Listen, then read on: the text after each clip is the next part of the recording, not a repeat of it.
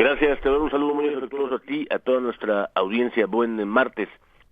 Como ya se había anunciado hace básicamente un año por el presidente de la República, que ha comenzado la temporada electoral, que algunos decimos en realidad nunca termina. Es un país, el nuestro, en que nos la pasamos compitiendo todo el año y todo el sexenio, que es nuestro ciclo político, y sin embargo hoy ya están, ahora sí,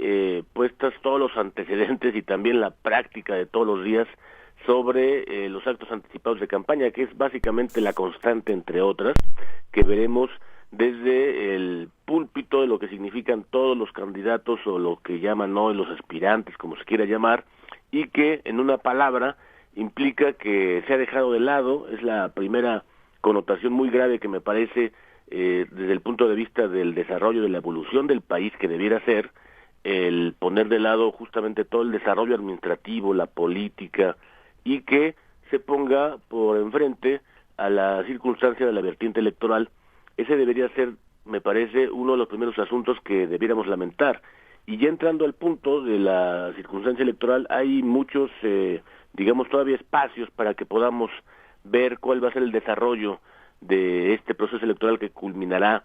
precisamente en el 2024, pero todavía falta, desde luego, ver algunos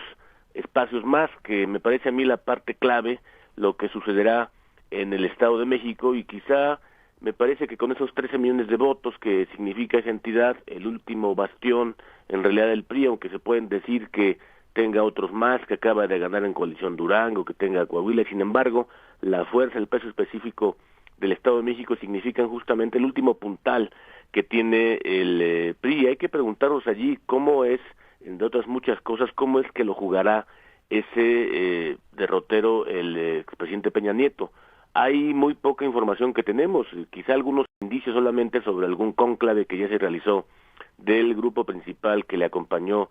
a él en la cima del poder político del Estado de México, desarrollada en Madrid, pero solamente es eso, un indicio. Y la gran interrogante justo surge para ver si el PRI hará eso, dará la batalla con su grupo principal, o continuará la mudanza que el propio presidente Peña Nieto comenzó desde 2017, en 2018, para abrirle el paso y asegurarle la silla del águila al presidente López Obrador. Y la segunda circunstancia justamente son los escenarios en esta vertiente electoral, que la parte más deseable, aunque menos probable, tal como lo concibo, es que tengamos un candidato de la sociedad civil robusto, que tenga todas las capacidades de respaldo por muchos grupos y sectores. Me parece, por tanto, que sería un candidato, desde luego, idóneo, pero muy poco probable, por desgracia. La segunda sería que haya una suerte de acuerdo entre los partidos de esto que llaman la izquierda, pero sabemos también que históricamente la izquierda se ha dividido. Entonces la segunda opción, el segundo escenario, tiene que ver con que esperen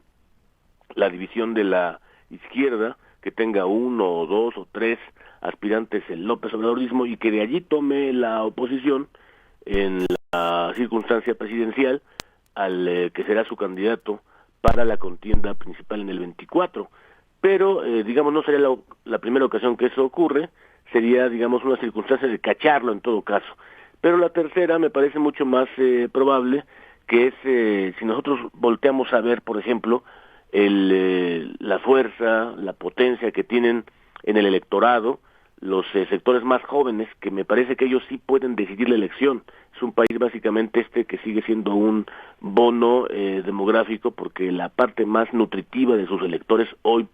tiene en los jóvenes a su principal bastión. Me parece allí que es una manera de aprovechar, desde la lógica de una amplísima coalición de partidos, una emoción, como algunos pensamos, que ganará la elección presidencial y no las ideas, la que se superpondrá al resto de las ofertas que hay en el escenario político. Y sin duda me parece que allí debemos anotar en esa categoría, la de los jóvenes, que es esa fuerza electoral fundamental que pondrán